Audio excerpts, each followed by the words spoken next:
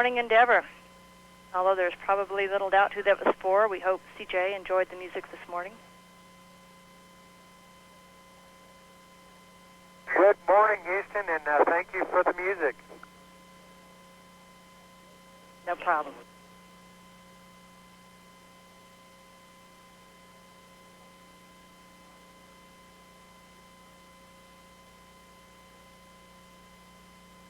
And so they keep changing their position, so now they are parallel to velocity vector. Roger.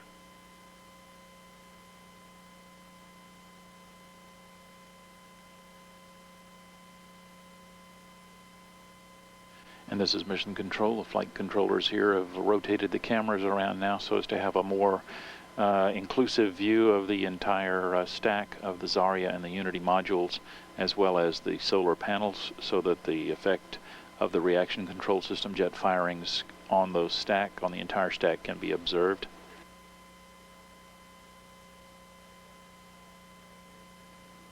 There's been a continuing series of pulses for about 13.5 minutes here as the reaction control system jets aboard Endeavour fire to boost the orbit of the International Space Station components by about 5.5 miles.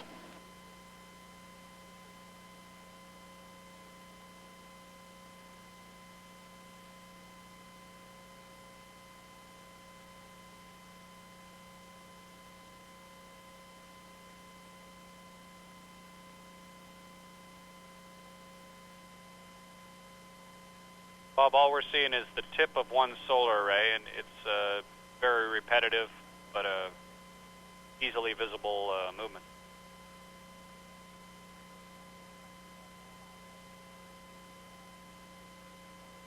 Yeah, my estimate that it moves about a foot at the tip of solar.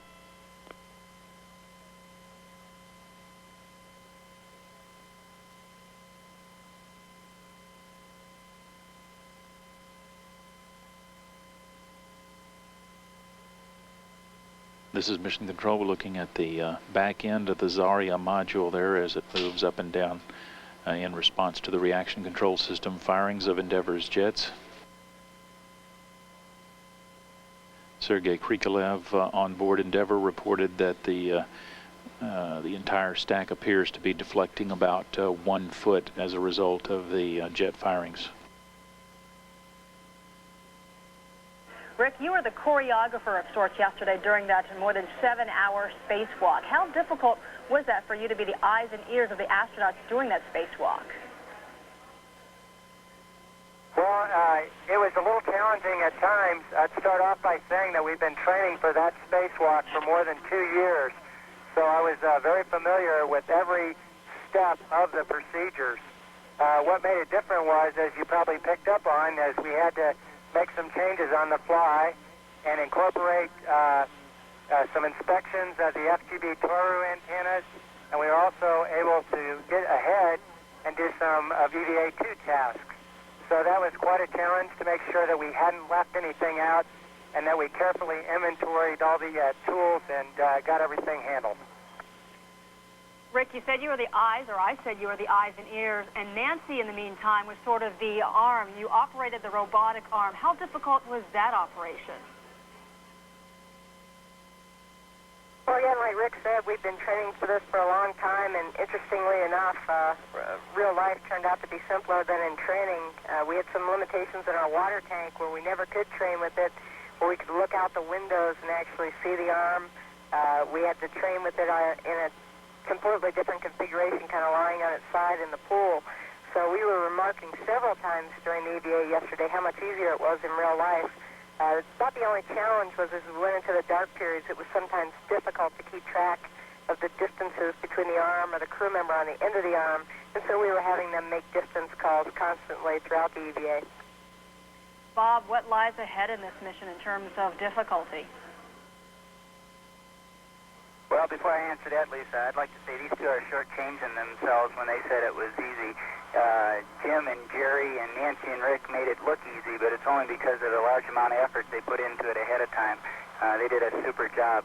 We still got a lot ahead of us, a couple more EVAs, and we're actually going inside the space station. We're in the process now, yesterday after we commanded it on from the Space Shuttle flight deck to the computers on board the space station, folks from the ground have been sending up commands, actually powering on all the equipment on board, and we're actually going to go inside, turn on more equipment, transfer stuff back and forth between the mid-deck of the orbiter and the space station, and prepare it for future habitability and experimentation on board.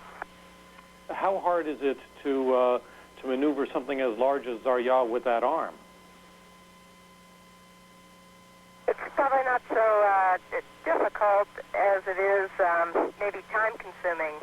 These guys were kind of kidding me a little bit about how slowly I was moving, but that was part of the key, to just move very, very slowly, very steadily, not put any fast rates into the vehicle.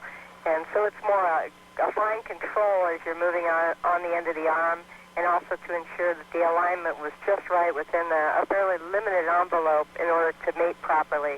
And everything worked just great. And only through all the training that we received back at JSC in Houston and the virtual reality lab there and all the training we had.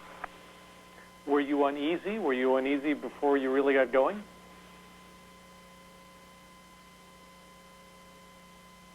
If I didn't admit that I was a little bit nervous, I'd be lying. So I think everybody on the crew is a little bit nervous.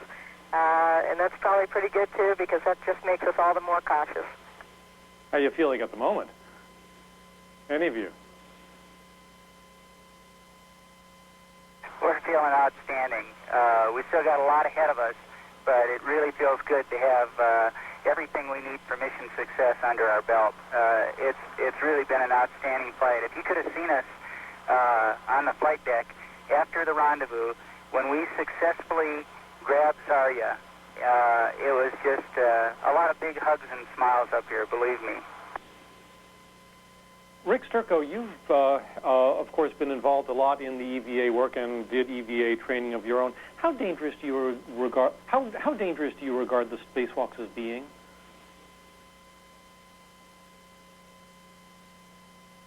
I think approached with a good plan like we had, I don't think they're that much more dangerous than any other portion of the spaceflight business. I think Jerry, Jim, and I, as we were preparing to get through the sequence and through all the modifications to the plan we had a good, solid plan, and we went out there and executed it. And it's just like any other part of aviation or flying. If you do what you plan to do, it's going to be pretty safe if you've taken all the proper precautions.